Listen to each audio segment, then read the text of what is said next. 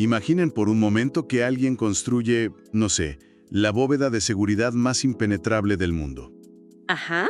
Estamos hablando de muros de titanio de 2 metros de grosor, sensores de movimiento térmico, reconocimiento de iris, o sea, un ejército de guardias fuertemente armados custodiando el perímetro entero. Una fortaleza absoluta, digamos. Exacto, una fortaleza diseñada para resistir el asedio de cualquier fuerza externa. Pero resulta que, en la parte de atrás, el arquitecto de esta maravilla táctica decide dejar una pequeña puerta de madera sin seguro. ¡Wow! Y lo hace simplemente porque ahí es donde solía dormir su perro de la infancia y pues a nivel emocional no soporta la idea de cerrarla por completo. Claro, suena como un error de diseño garrafal, una locura absoluta para cualquiera que analice el riesgo, ¿no? Totalmente. Digo, desde una perspectiva estrictamente de seguridad e inteligencia, es una contradicción que anula la existencia misma del diseño. Toda esa inversión en titanio y sensores se vuelve irrelevante si dejas una vulnerabilidad de ese tipo abierta de par en par. Sí, a primera vista no tiene pies ni cabeza. Pero cuando entramos al terreno de la psicología humana y sobre todo analizamos las estructuras de poder criminal más herméticas del planeta, esa puerta de madera sin seguro es exactamente el tipo de detalle que termina derrumbando imperios enteros. Y de eso vamos a hablar hoy. Así es. En la inmersión a fondo de hoy vamos a desglosar una historia que ilustra esto a la perfección. Nuestro análisis se basa en un reporte sumamente detallado y revelador del canal de YouTube Hogares Prohibidos. El reporte se titula La Mansión de la China. ¿Un título muy sugerente? Bastante. Y la misión que tenemos en esta sesión es explorar ese factor humano, esa necesidad íntima y, digamos, profundamente irracional que terminó haciendo colapsar a la organización criminal más disciplinada del hemisferio occidental.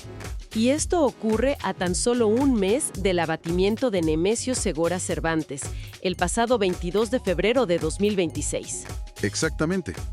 Ahora, para quienes nos escuchan, creo que es fundamental establecer desde el primer minuto que nuestro objetivo aquí no es glorificar estas figuras, ni tampoco emitir juicios morales. Claro, nada de eso. Nos enfrentamos a un fenómeno complejo y vamos a analizar objetivamente los hechos reportados sobre el cártel Jalisco Nueva Generación, el CJNG, y lo vamos a abordar con el mismo rigor y frialdad analítica con el que se estudiaría la caída de un gran corporativo multinacional envuelto en secreto.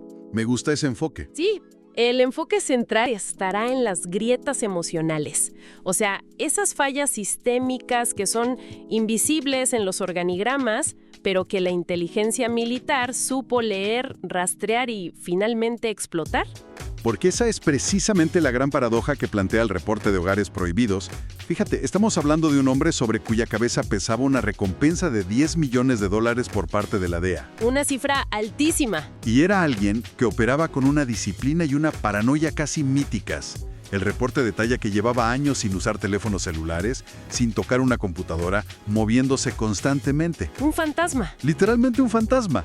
Y sin embargo, el imperio no cayó por una traición financiera de su junta directiva, ni por un error táctico de sus anillos de seguridad militarizados. Cayó por la necesidad humana de no estar solo. Cayó por eso por la necesidad fundamental de no estar solo.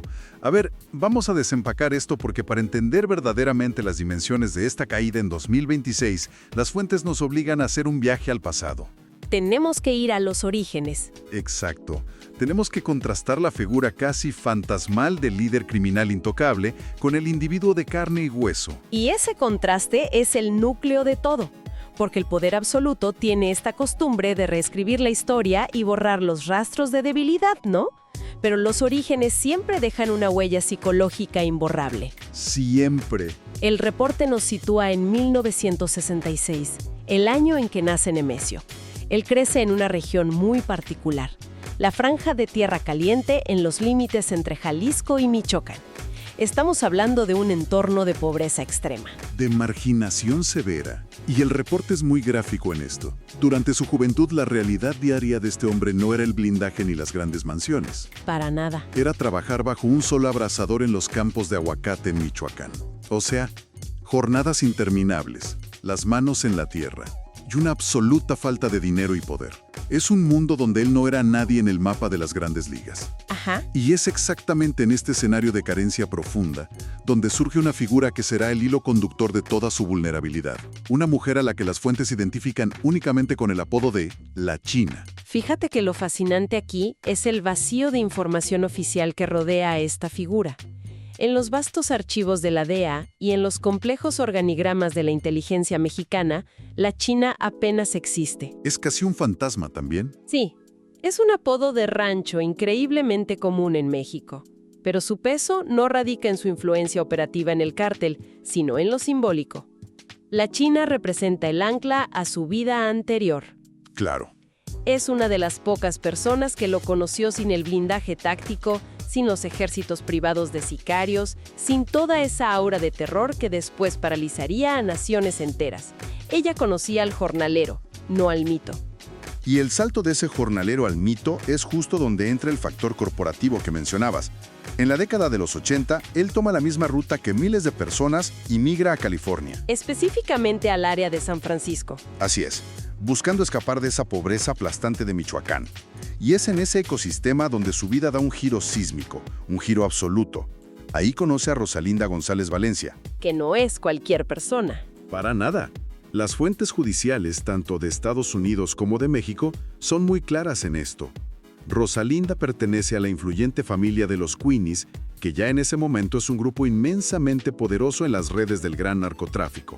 Sí, ellos ya estaban consolidados. Rosalinda le abre las puertas de par en par a las grandes ligas. Y no solo le abre las puertas, sino que reestructura su manera de operar. Hay que entender cómo funcionaba el narcotráfico en México en los años 80 y 90. Que era muy distinto a lo de hoy. Totalmente. Los cárteles operaban más bien como redes de caciques regionales. Estaban basados en lealtades de sangre, tenían una visión muy territorial y a menudo sus finanzas eran bastante rudimentarias. Sí, muy de la vieja escuela. Exacto, pero el CJNG se configuró de una manera completamente distinta. Y Rosalinda es considerada la arquitecta financiera detrás de todo esto. Implementaron una disciplina corporativa brutal. Impresionante. No solo movían narcóticos, diversificaron agresivamente su portafolio. Entraron a la extorsión a gran escala, al robo industrial de combustible, lo que conocemos como huachicol, a la trata de personas, y abrieron rutas transcontinentales muy complejas hacia mercados en Asia y Europa. O sea, a mí me gusta visualizar esto con una analogía del mundo de los negocios. La entrada de Rosalinda a la vida de Nemesio fue el equivalente a una fusión corporativa sumamente agresiva y brillante. Exactamente. Hazte cuenta que ella toma una operación que podía haber sido 100% local y la transforma en una multinacional imparable, hiperestructurada y letal. El cártel se vuelve una máquina de hacer dinero. Una máquina perfecta, ¿sí? Pero y aquí es donde la mente vuela con esta historia. La China representaba ese pequeño negocio original, esa primera tiendita de la esquina de la que hablábamos. Y a pesar de ser el CEO de una multinacional multimillonaria, él se negaba a liquidar o soltar esa pequeña tiendita por un apego puramente emocional. Claro, porque es un reflejo de una profunda soledad en la cima. Analicemos el contraste entre estas dos mujeres, porque es clave. A ver. El conocimiento que Rosalinda poseía sobre él y sobre la organización era netamente estructural, operativo, financiero. Ella sabía cómo lavar cientos de millones de dólares a través de empresas fantasmas, cómo estructurar la jerarquía. Su valor era su competencia técnica. Sí, su valor estaba dentro del sistema. En cambio, el conocimiento que la China tenía era identitario. En la cima del poder criminal, todas las personas que te rodean caen en una de tres categorías. ¿Cuáles serían? ¿Son tus empleados, son tus cómplices o son amenazas a tu vida? No hay amigos. Quienes llegan a ese nivel de aislamiento a menudo buscan desesperadamente un espejo que les devuelva la imagen de lo que eran antes de que el poder los consumiera. Pero a ver, aquí es donde quiero cuestionar esa dinámica, porque sinceramente me resulta muy difícil de procesar. Dime. Estamos hablando de un individuo que logra sobrevivir más de una década siendo el objetivo primordial de aparatos de inteligencia con presupuestos infinitos. El reporte de YouTube describió un protocolo de seguridad extremo. ¿De locura? Sí, moverse exclusivamente por las sierras impenetrables de Jalisco, Michoacán y Colima. nada de señales digitales. O sea, sus órdenes se transmitían a través de cartas escritas a mano y mensajeros físicos. La disciplina encarnada. Exacto. Entonces, ¿cómo alguien tan meticuloso, tan paranoico, justifica mantener una propiedad discreta en Jalisco que no sirve a ningún propósito táctico para el cártel? Pues porque la propiedad no era para el cártel. El reporte señala que esta casa ordinaria, que además carecía de lujos ostentosos o mármoles importados, era invisible para la inteligencia oficial justo porque no figuraba en ningún registro financiero de la organización. No era una guarida operativa. No era para esconder armas o dinero. Era un espacio concebido con el único objetivo de mantener vivo ese vínculo con la China. Es como si esa casa fuera una caja fuerte emocional, la única parte de su existencia que todo el capital transnacional del cártel no podía comprar. Ándale, justo eso. Pero espera, esto genera una contradicción enorme. Rosalinda es descrita por todas las fuentes como una estratega brillante, una mente analítica sumamente fría. Si ella controlaba las finanzas y la estructura y sabía de la existencia de este vínculo íntimo paralelo, ¿por qué no lo eliminó? Esa es la gran pregunta. Digo, desde una perspectiva puramente corporativa, si un CEO tiene un pasivo o una vulnerabilidad que pone en riesgo a toda la multinacional, el protocolo es neutralizar esa amenaza de inmediato. ¿Por qué tolerar esa casa secreta? Pues porque en las altas esferas del poder, Rosalinda entendía perfectamente un concepto que muchos estrategas olvidan: la administración del silencio. A ver, explícame eso. Las organizaciones de este calibre no solo administran dinero y territorios, administran lo que se sabe, lo que se calla y sobre todo lo que se ignora selectivamente. Rosalinda tenía claro que una confrontación directa para eliminar este anclaje emocional habría desencadenado una crisis interna brutal. Ya veo por dónde vas. Cortar ese vínculo habría provocado un colapso en la psique del líder, que habría sido mucho más destructivo para la organización que simplemente dejar la casa existir en las sombras. O sea, ella decidió que el costo de una guerra interna era mayor que el riesgo táctico de seguridad. Exactamente. En el mundo del poder absoluto, lo que no puedes eliminar sin destruir la estructura misma, lo administras mediante el silencio. Rosalinda ganó la batalla simplemente sobreviviendo al problema, haciéndose la de la vista gorda. ¡Qué frialdad! Es que comprendía que el poder que ella ejercía era de carácter sistémico e indispensable, mientras que el poder de esa casa sin fotografías, de la que habla el reporte, era una reliquia emocional. Ella toleró la puerta trasera de madera porque sabía que intentar tapiarla volaría la fortaleza entera. Y aquí es donde se pone muy pero muy interesante. Porque esa tolerancia al silencio, esa cuerda floja en la que caminaba la organización, tenía una fecha de caducidad. Y el contexto exterior empezó a apretar como nunca antes. Sí, las cosas se complicaron mucho. Vamos a ubicarnos temporalmente en el principio del fin. Es el último año de vida de Memesio. Un dato crítico del reporte. Rosalinda sale de prisión de forma anticipada el 27 de febrero de 2025. Esto es casi exactamente un año antes del operativo militar definitivo. Un timing increíble. Sí, pero su liberación no trae estabilidad al cártel, porque el CJNG está enfrentando una tormenta perfecta en ese momento. Hay una guerra de desgaste brutal contra el cártel de Sinaloa en múltiples frentes. Y no solo eso. Exacto. Al mismo tiempo, los gobiernos de México y Estados Unidos han desatado una ofensiva sin precedentes en respuesta a la crisis internacional del fentanilo. O sea, la presión externa sobre ellos es asfixiante. Es máxima. Y sin embargo, a pesar de toda esa enorme maquinaria estatal y enemiga operando en su contra, la grieta definitiva no vino de un satélite militar de alta tecnología, ni de una traición de un cártel rival. No. Vino del interior de su propio cuerpo. Así es. Y el reporte expone este dato médico que altera por completo el tablero de ajedrez táctico. Nemesio está gravemente enfermo. Eso lo cambia todo. Sí. Sufre de insuficiencia renal crónica y su vida ahora depende de conectarse regularmente a un equipo de diálisis. Esto destruye por completo su protocolo del fantasma en la sierra. Claro, Piensen en la logística de esto. Ya no puedes moverte ágilmente a caballo por caminos de terracería sin dejar rastro en la noche. Imposible. Ahora necesitas suministros médicos constantes, agua estéril, electricidad ininterrumpida para la máquina, personal de salud de confianza, un entorno 100% limpio. Todo esto genera una huella logística enorme. La enfermedad le roba su principal ventaja táctica, que era la movilidad. Lo ancla por completo. Lo obliga a permanecer estático por periodos prolongados.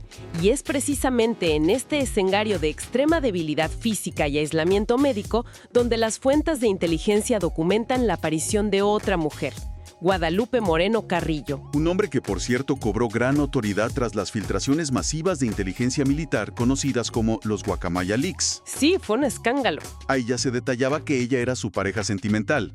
Ahora, el reporte de Hogares Prohibidos indica que la inteligencia militar logró rastrear a Guadalupe a partir del 14 de febrero de 2026. El Día del Amor y la Amistad, qué ironía. Fíjate nada más, y apenas 6 días después, el 20 de febrero, alguien del primer círculo la traslada muy discretamente al municipio de Tapalpa, en Jalisco. Al seguirla a ella, el ejército confirma la ubicación exacta del objetivo principal. Bingo. Pero hay un misterio aquí que me parece fascinante y que las fuentes dejan en una gran ambigüedad. Y ¿es Guadalupe Moreno Carrillo la misma persona que conoció en su juventud bajo el apodo de La China? Esa es la gran incógnita del reporte. Exacto. ¿O está hablando de dos figuras distintas que representan, respectivamente, el principio y el final de esa misma necesidad desesperada de afecto? Y creo que esto plantea una pregunta importantísima sobre la condición humana bajo el peso de la mortalidad. Independientemente de si es la misma persona o no, la función psicológica es idéntica. Claro. Existe una brecha abismal entre buscar la protección táctica de una estructura criminal que te ofrece ejércitos y cuentas bancarias multimillonarias, pero que en el fondo es sumamente fría y transaccional, y buscar consuelo y cuidado genuino humano. Sí, es muy distinto. Rosalinda estaba libre. Tenía los recursos y la capacidad operativa para montar un hospital clandestino inexpugnable para él. Pero Nemesio no recurrió a la arquitecta financiera para transitar sus últimos días. Y es una ironía durísima. Teniendo el recurso corporativo más potente a su entera disposición, que es su esposa legal, él decide pasar el momento de mayor vulnerabilidad de su vida con Guadalupe. Sí. Se arriesga a romper todos y cada uno de los protocolos de seguridad militar de su cártel solo por compañía. Porque cuando la enfermedad despoja a un líder de su ilusión de invulnerabilidad, la perspectiva cambia radicalmente. Frente a la certeza del deterioro corporal, pues las decisiones dejan de regirse por los manuales de táctica guerrillera y comienzan a ser dictadas por el miedo más básico, el miedo a morir solo. Totalmente. En Tapalpa ella lo estaba operando como el líder implacable del CJNG.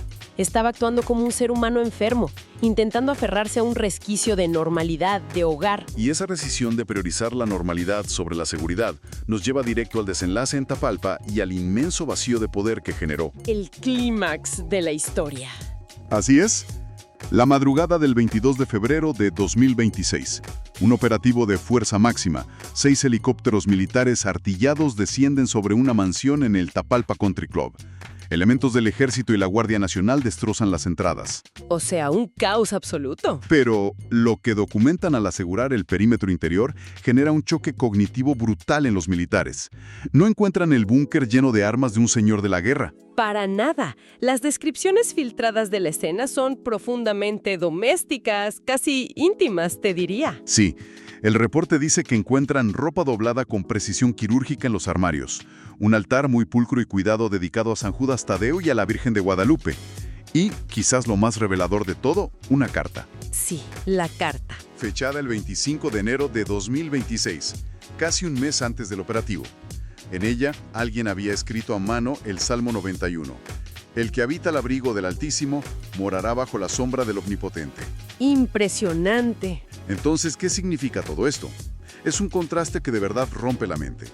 Tienes por un lado el estruendo de 6 rotores de helicópteros de combate rompiendo el silencio de la madrugada. Y por el otro, la quietud hogareña de una carta pidiendo protección divina y ropa bien doblada. Todo en esa casa gritaba afecto. Hablaba de alguien, probablemente Guadalupe, tratando de cuidar al hombre enfermo, no protegiendo al líder internacional del cártel. Claro. Es la colisión definitiva. Es el punto exacto donde el mundo íntimo que él trató de preservar choca violentamente contra el mundo que él mismo construyó. Y si conectamos este colapso personal con el panorama general de la organización, las réplicas son, pues, tectónicas. Sí, para entender el impacto real de esto, hay que comprender cómo funcionaba el CJNG estructuralmente.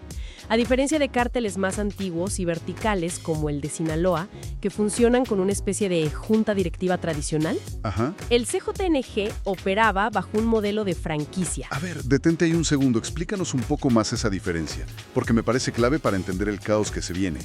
¿Qué implica que sea una franquicia? Bueno, un modelo de franquicia significa que la organización se expande a través de nodos locales.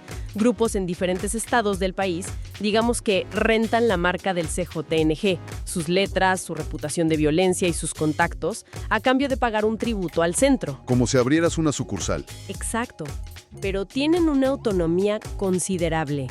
Entonces, lo único que mantiene a esos nodos unidos, lo único que evita que el nodo de un estado empiece a masacrar al nodo del estado vecino por controlar más rutas, es la lealtad y el terror absoluto que infunde la figura central. ¿El líder fundador? El líder fundador. Él era la gravedad que mantenía a todos los planetas en sus órbitas. Y de repente ese centro de gravedad desaparece. Y no desaparece en una gran batalla épica contra un cártel rival, sino porque su necesidad afectiva delató su ubicación. El reporte detalla que, sin ese núcleo, el colapso del sistema es casi inmediato. Porque el mecanismo que sostenía esa inmensa franquicia dependía de la administración del silencio que mencionamos antes. En esa estructura tan compleja hay silencios comprados con flujos millonarios de dinero, hay silencios sostenidos por el miedo a represalias atroces, y silencios cimentados en una lealtad personal forjada durante décadas. Al caer el líder, y sobre todo al caer de una forma que expone tanta vulnerabilidad, la administración de ese silencio se hace añicos. Se desmorona todo. Los pagos se detienen o se desvían. El miedo paralizante se disipa porque el fantasma ya no está y la lealtad pierde a su destinatario. Los nodos independientes de la franquicia se quedan sin su mediador supremo. Es la receta perfecta para una implosión. Los analistas que cita el reporte proyectan 3 escenarios posibles tras el operativo de Tapalpa. El primero es una sucesión unificada y pacífica. Que todos coinciden es casi imposible. Sí, simplemente no hay otra figura con el peso histórico necesario para alinear a todos los frentes y franquicias. El segundo escenario es una fragmentación gradual en bandas más pequeñas y regionales. Lo cual también es peligroso. Muy peligroso. Y el tercero, que desgraciadamente es el más factible y el más catastrófico para la población civil, es una guerra abierta. Sí, una violencia interna salvaje por definir el nuevo liderazgo, combinada con ataques frontales de cárteles rivales, porque ven debilidad, huelen sangre en el agua y deciden avanzar con todo para recuperar territorios perdidos. Es un ciclo histórico que se repite, ¿no? Así es. Cuando el control absoluto colapsa, el silencio administrativo es reemplazado inmediatamente por el ruido ensordecedor de la guerra por el territorio. Y todo esto, como vimos, se originó en una vulnerabilidad emocional que ningún balance contable de la organización supo cuantificar o prever. Lo cual nos lleva a la síntesis de esta inmersión a fondo. Si nos alejamos un poco y miramos las trayectorias finales de los grandes protagonistas de esta historia, hay un aprendizaje brutal. ¿Cuál dirías que es? Que Rosalinda, la arquitecta corporativa, sobrevivió. Salió de la cárcel antes de la caída.